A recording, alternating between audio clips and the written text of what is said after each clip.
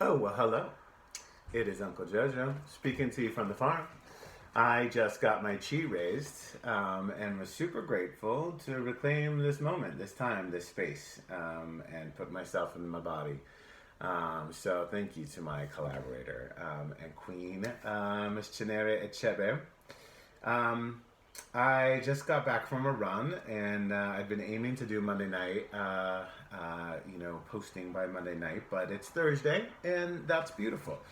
I'll tell you the reason why I didn't end up posting. I had one of the darkest nights of my life on Sunday night. It was a snowstorm, April, 8th it was, and I wanted to walk out in the snow and curl up and end it all and be done.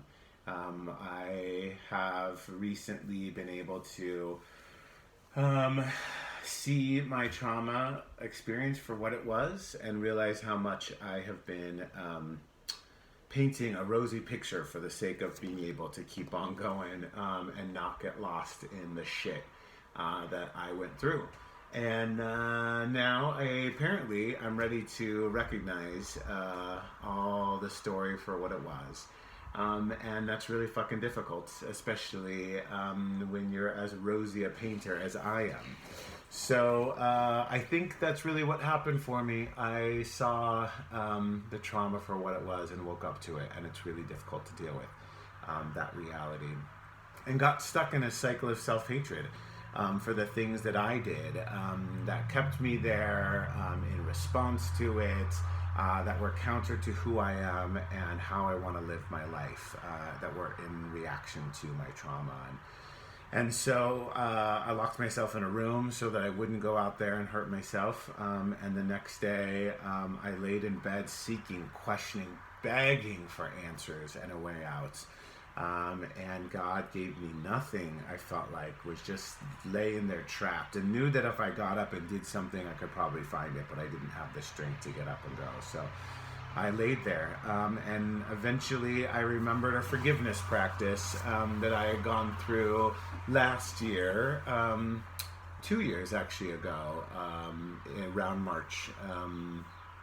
Was given this practice that really helped me be able to forgive the people who fed into that trauma.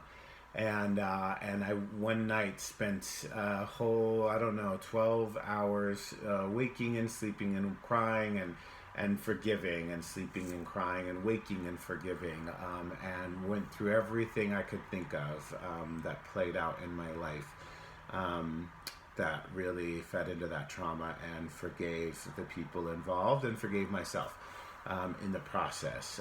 And I needed to go through another forgiving of myself, a little bit more deliberate, and then did a little different inventory. And so I did that on Monday, and it was really beautiful.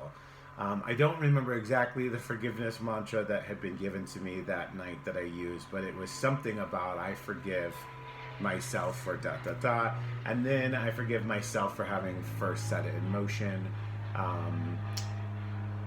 God's love flows through me and around me. I am released. And I know there was a little bit more to it, so I'll probably have to follow up with Tanya English and find out what that was again, because it was a beautiful sequence.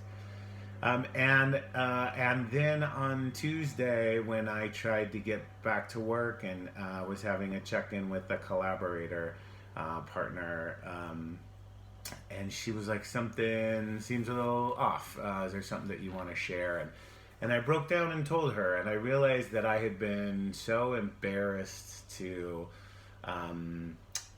have gone through that, and how it kept me from accomplishing the work that I had meant to accomplish. And I don't need to be embarrassed by that. She took it very gracefully. And then I was also embarrassed that I really had isolated myself and hadn't reached out for the support that I wanted, and I forgave myself for that.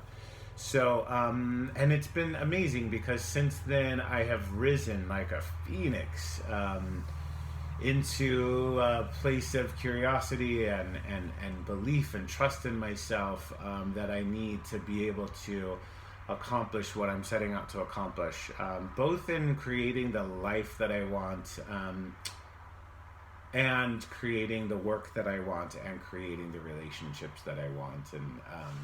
And so I was on my run today, and I got this realization that this thing that I wanted to do that I thought was in self-indulgent is actually the key to fulfilling this vision that we have for Adaptation. And so I'm very excited about it. And so if Adaptation is, the sort of umbrella, the ecosystem of what we're offering to people, then the Big Tent Revival Hour becomes the pleasurable seduction into that calling to adapt. And that we are called to adapt our communication styles, to respond to the communication systems that exist now, right? And this is where we've stumbled the most, is our inability to then adapt our communication styles to find common purpose, to listen more than we talk, to connect with others. We have lost that ability because we didn't adapt when our communication systems drastically changed in the last couple decades, and now we need to adapt. We haven't adapted since we have come to understand the privileges that we have. We haven't adapted our practices to work against those privileges to create a more equitable society. And that's an adaptation that we're called to. As we have been able to bring different sexualities, sexual orientations, gender identities into the common operations, perception paradigms that we move in society. Some of us haven't been able to adapt to that. And we also haven't adapted then to the engagement with all of our sexualities in the work that we do. And we've seen that play out in the sexual harassment that women have been enduring for forever. That we're no longer willing to, and so we're called. It's a moment in time to adapt. And so the Big Tent Revival Hour uses live performance, video art, and visual art and preaching and music to draw people in and put forth messages of seduction to call people into a pleasurable experience of adaptation. And then conversation happens, which is in it of itself a beautiful strategic convening. And then we offer consultancy, coaching, and training experiences to be able to create adaptive leaders, to create adaptive environments, to continue to strategically convene ourselves toward the great adaptations that we're called to, and creative design. To be able to tap the ideas and mindset and brilliance of artistic creation and movement building to further help us adapt. And so that is that sort of bulk of experiences that folks will be able to, or services and training that people will be able to access. And then in some way we then are always supporting artistic creators and movement builders in their endeavors to create and to create new tools to adapt, new movements to be able to move us, and in their own personal healing and renewal, so we can keep them doing what they're doing. And so I think that is what we are called to do with Adaptation. And so it's super exciting to think about the Big Tent Revival Hour being essential for being able to call people into this work. So I'm excited.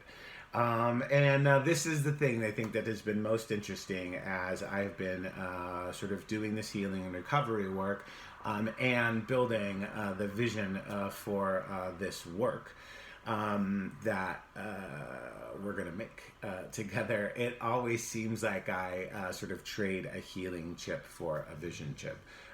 So there it is.